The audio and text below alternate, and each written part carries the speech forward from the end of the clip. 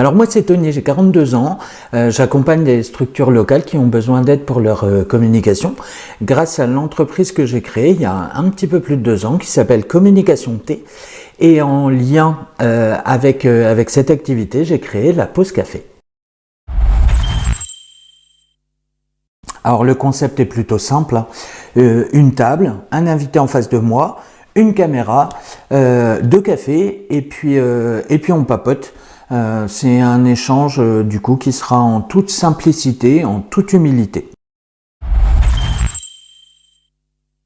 L'objectif premier de ces pauses café, c'est de mettre en lumière les structures locales qui, à mon sens, manquent cruellement de visibilité. C'est vraiment le but principal de ces rendez-vous.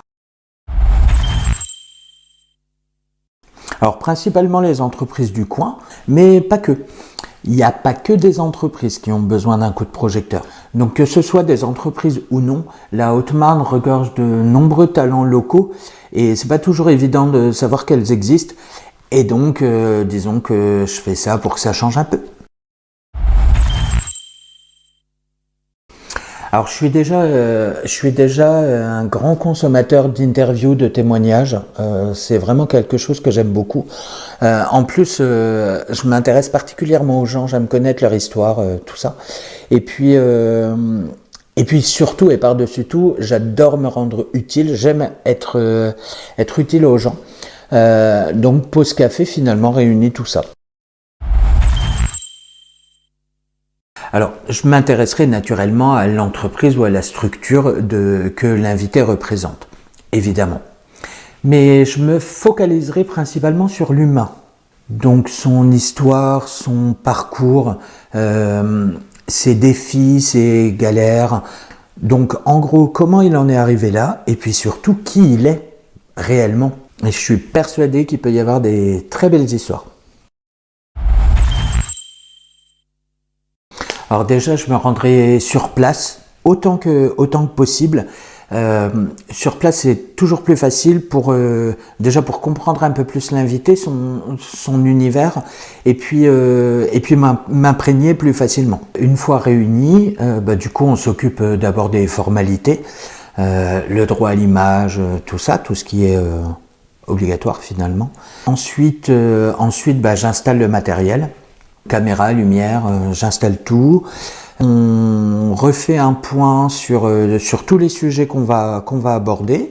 On s'équipe de micros, on se sert un café et puis c'est parti. Et donc pour l'enregistrement, il faut compter une bonne demi-journée. La durée d'un épisode, ça dépend de tellement de choses et puis surtout, je ne tiens pas à me contraindre à un format précis.